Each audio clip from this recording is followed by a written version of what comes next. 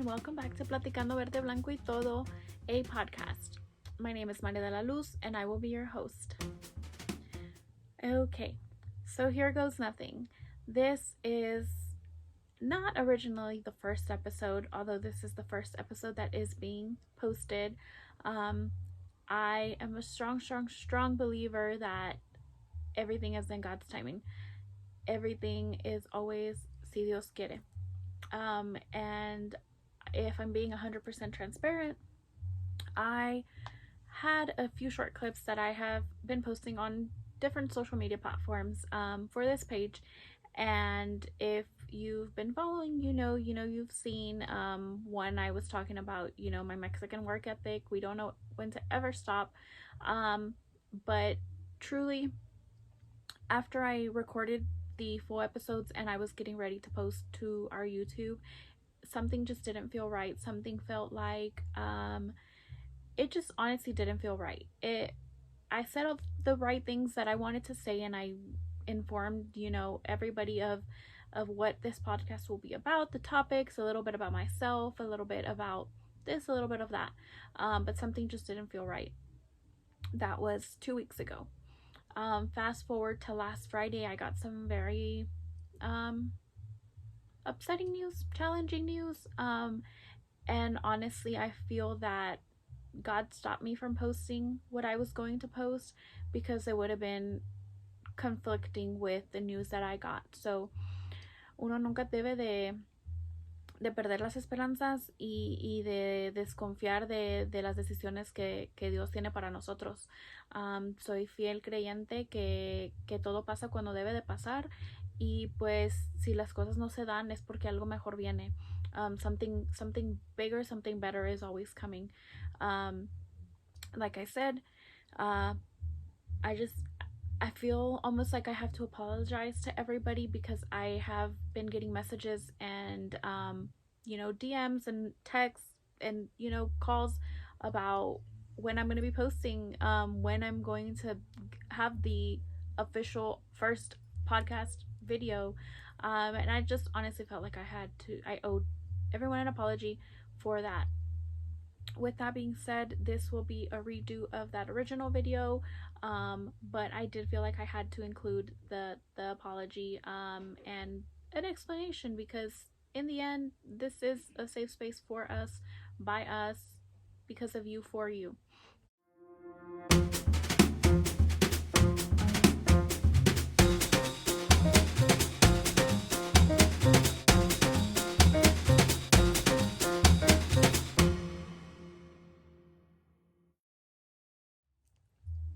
Alrighty, so a little bit about myself. I am 25 years old. I was born in Acámbaro, Guanajuato, but I was raised and have lived my entire life in Southwest Houston outskirts. So, I began going to school for criminal justice when I was 18.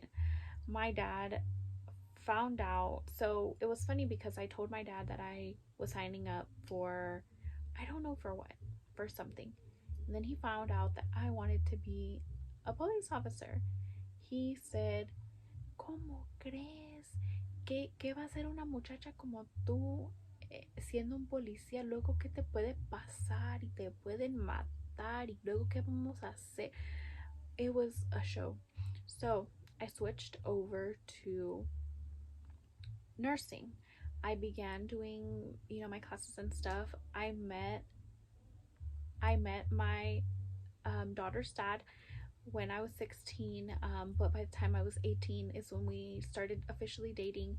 And I kind of told myself, and everybody told me not to, but I told myself, I'll just take a semester off. Si las cosas van a pasar bien, pues yo siempre sé que he sido bien estudiosa y trabajadora, y yo voy a regresar a esto.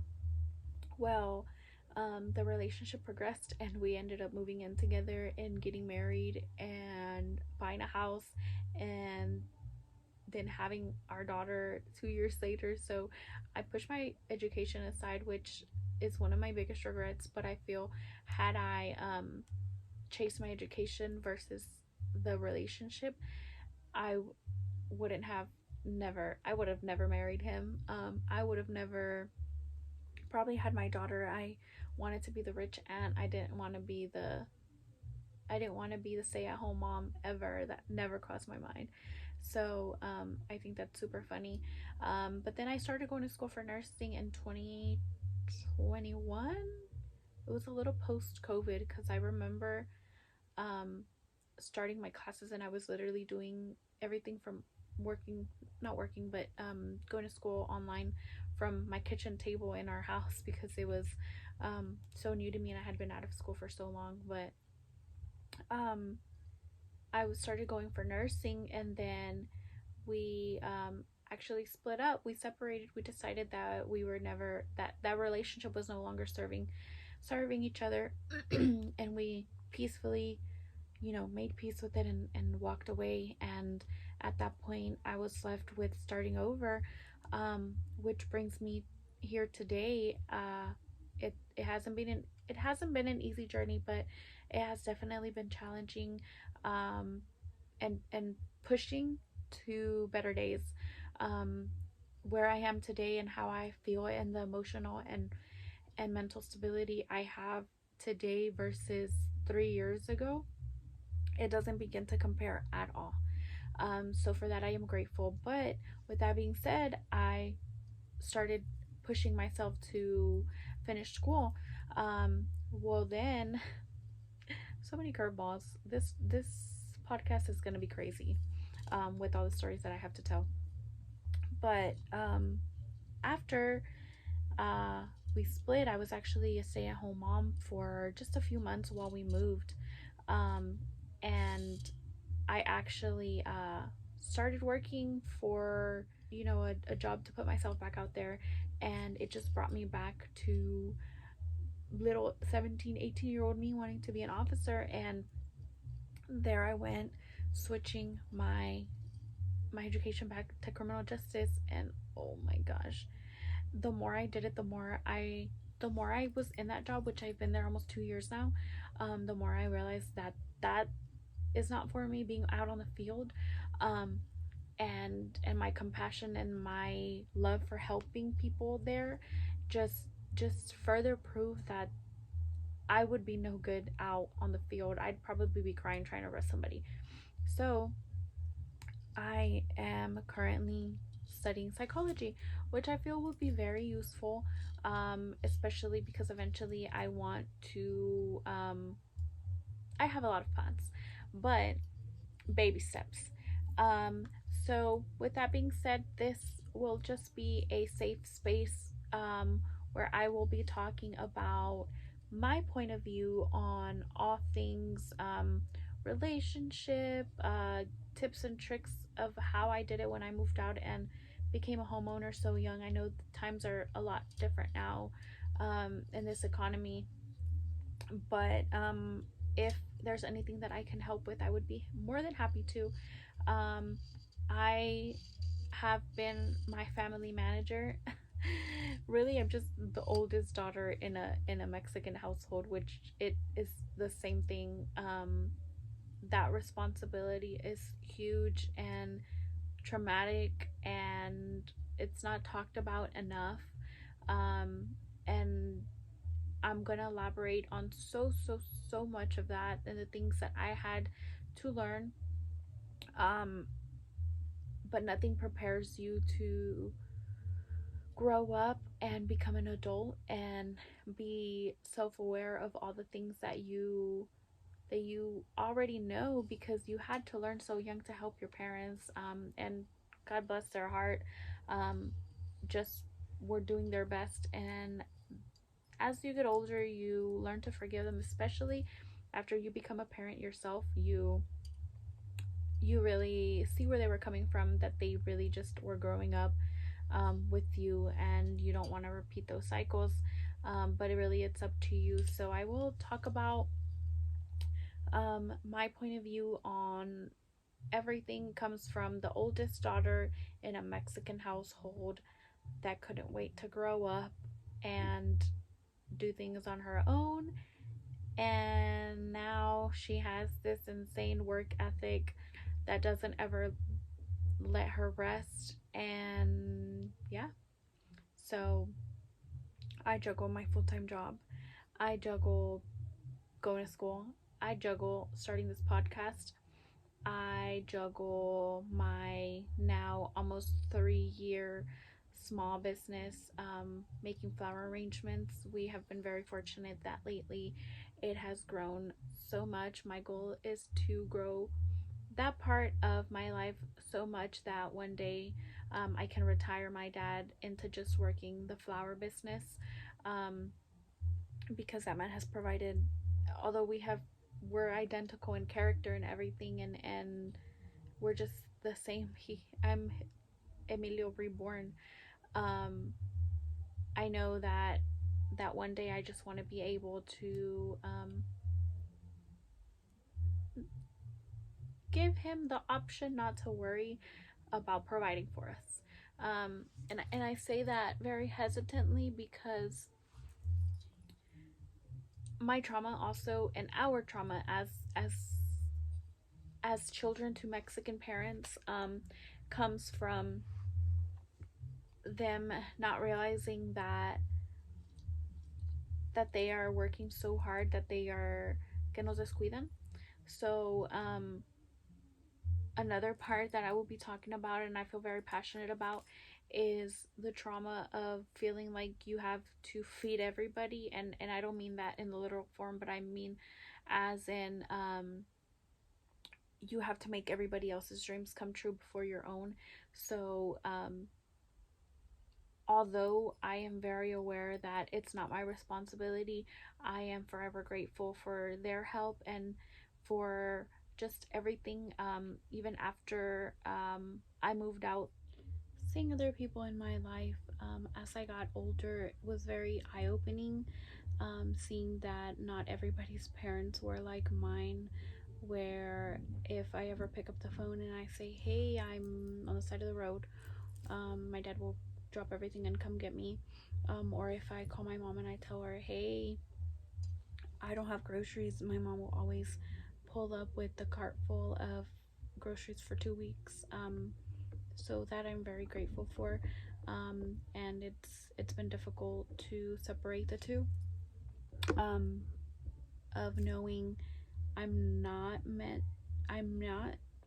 responsible for feeding everyone, but one day I want to be able to say I did it, to say that I returned the favor, um, because they were just kids wanting to give their kids what their parents couldn't. And I will elaborate a whole bunch on that, where my parents come from and what they had and what they did not. And so, um, not everything is going to be super super serious, so we will laugh, we will cry. I'm a big crybaby, so if I start tearing up, um, just bear with me. But, um, I've always liked to be a part of something bigger. I've always known that I'm meant to be a part of something bigger, so I do my best, when I can. And although I don't like to post about it because it doesn't feel right doing nice things for people and then posting about it. A lot of people I know are real, you know, particular about that, about people doing that for the gratification that they will get from others, or just to, it just, my intention with starting this podcast and wanting to bring awareness to, different, oh my gosh, I'm falling apart, to different, social projects that I do, like feeding the homeless, is by no means wanting anybody to tell me, oh, you're doing a great job, oh, you're such a good person. I don't care. At the end of the day, our graves are all going to be the same size. We are all going to face whatever God that we believe in. And that's it. Um, when I, ¿cómo dicen? Cuando yo me muera no va a llevar nada, nomás un puño de tierra. Um, so I never want anybody to feel that I'm coming here or posting anything so that I can be raised up to be this great person, because I know I have my flaws, which I especially feel is such an advantage in this day and age. Um, I know I'm not perfect. I know that some of the things that I've done, I hate, not hate myself for, but I would go back and change. But I'm aware of the type of person that I am. I never want to act like I'm perfect, because I'm not. But this podcast will talk about all of that. I will go into the nitty gritty of everything and anything. Um, I do want everybody to feel like I'm just chilling. I do want everybody and anybody to feel comfortable. I will be opening a part of this podcast to tell other people's stories. If you want to send any stories in, my DMs are open. If you want to remain anonymous, I and my friends, my real friends, can confirm that if you tell me something in confidence, I will not repeat who it came from. But to eliminate that worry, I will be starting a anonymous link where you can send your stories, you can send your questions. I want to do a Q&A at the beginning of every episode. It can be any questions. It can be any questions about wanting me to elaborate on something, topic suggestions, questions about myself. Tampoco no se pasen, pero lo que caiga.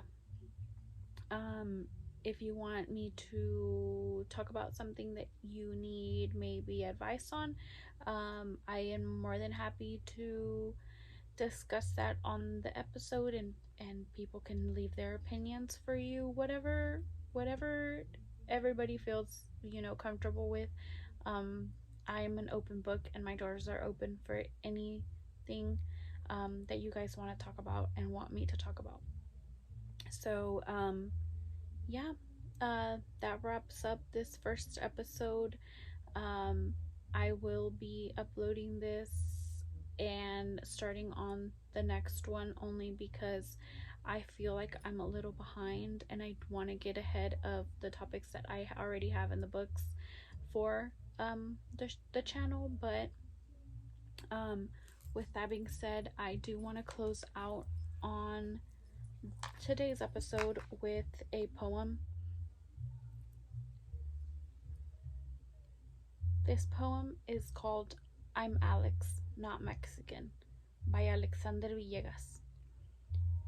I have this label placed on me that I should be dumb or mean.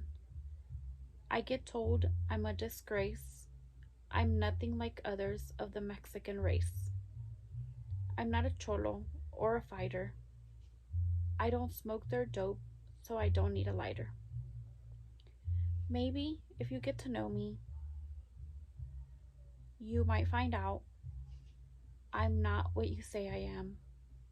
I am not Mexican. I am myself.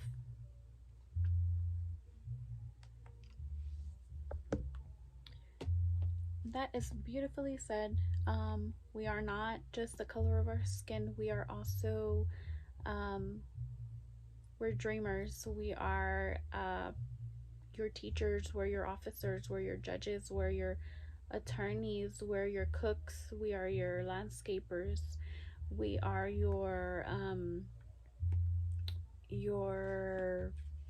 pilots. We're your nurses, your doctors, your surgeons. We are your